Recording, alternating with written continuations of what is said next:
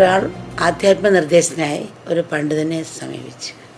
പണ്ഡിതനോട് അയാളോട് പറഞ്ഞു, നീ അതാകുന്നു. അയാൾക്കൊന്നും മനസ്സിലായില്ല. പിന്നെ ഒരു സദ്ഗുരുവിനെ സമീപിച്ച് ആത്മോപദേശത്തിനായി പ്രാർത്ഥിച്ചു. അപ്പോൾ ആ സദ്ഗുരു പറഞ്ഞ, ആത്മോപദേശം തരുന്നതിന് മുമ്പായിട്ട് ഞാൻ എന്നോട് എന്തെങ്കിലും ഉപദേശിച്ചാൽ അത് നീ ചെയ്യണം. ഞാൻ നിർദ്ദേശിക്കുന്ന ജോലി നീ ചെയ്യണം. അമ്മ ശിഷ്യൻ പറ, അങ്ങ് പറയുന്ന എന്തും ഞാൻ ചെയ്യാം, നീ കഠിനമായി അധ്വാനിക്കേണ്ടി വരും എന്ന് ഗുരു ഈ ശിഷ്യനോട് പറഞ്ഞു. ഗുരു, ഞാൻ എന്തിനും തയ്യാറാണ് ഗുരു, എനിക്ക് ആത്മോപദേശം തന്നാലും. പുള്ളി ഒരു നിശ്ചയദാർഢ്യത്തോട് തന്നെയാണ് അങ്ങനെ അപേക്ഷിച്ചത്. അപ്പോൾ ഒരു മണ്ണ് കോരുന്നതും അഴുക്ക് കോരുന്നതും വേസ്റ്റ് കോരുന്ന ഒരു കോരി എടുത്തുകൊണ്ട് വന്ന് ഈ ശിഷ്യൻ ഈ കോരി കൊണ്ട് പശുത്തൊഴുത്തിലുള്ള ജോലി ചെയ്യണം. ആ ചാണകമൊക്കെ കോരി പശുത്തൊഴുത്ത് കഴുകുന്നതാണ് നിന്നെ ഏൽപ്പിച്ച ജോലി.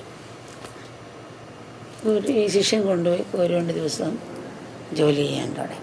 അങ്ങനെ വർഷങ്ങളോളം ജോലി ചെയ്ത്.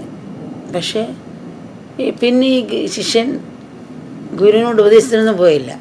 ഗുരു ഏൽപ്പിച്ച ജോലി അങ്ങനെ ചെയ്തുകൊണ്ടേയിരുന്നു. ഇതിനിടയിൽ ഒന്നും സംഭവിച്ചില്ല. ഗുരു വേറൊന്നും ഇയാളോട് പറഞ്ഞും കൊടുത്തില്ല, ശിഷ്യനോട് ചോദിച്ചതുമില്ല. അപ്പോൾ കുറേ വർഷം കഴിഞ്ഞപ്പോൾ ഈ ഗുരു ശിഷ്യനെ വിളിച്ചു, അടുത്ത് വിളിച്ചിരുത്തി. അപ്പോൾ ഈ കോരിയെ കൊണ്ടാണ് വന്നത്.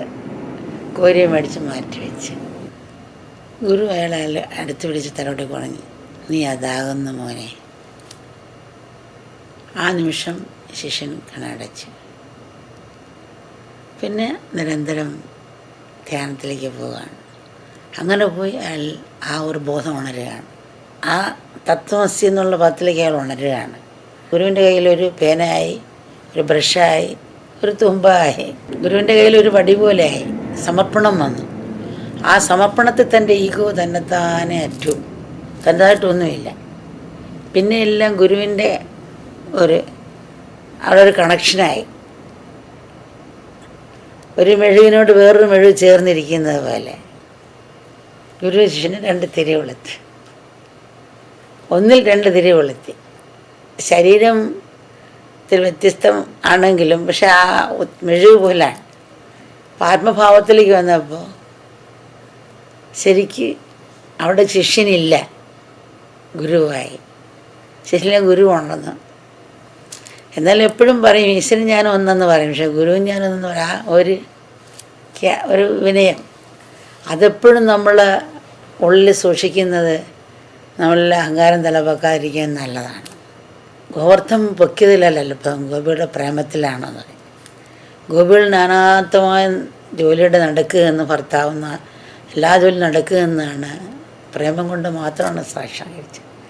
ഋഷികൾ യുഗം തപസ്യതാണ് സാക്ഷാത്കരിച്ചത്. ആ ഗോപികളിൽ അതിൻ്റെ നടുക്കുന്ന സാക്ഷാത്കരിച്ച് ഈശ്വരൻ ശരിക്കുള്ള ആ പൂർണ്ണനാണ്.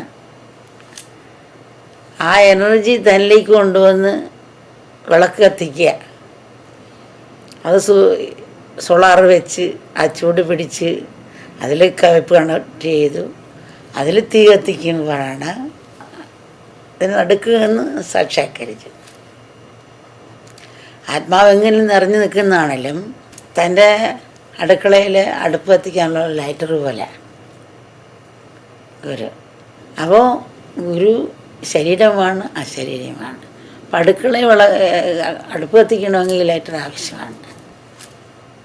അപ്പോൾ അതിന് സമർപ്പണമാണ് നമുക്ക് വേണ്ടത്.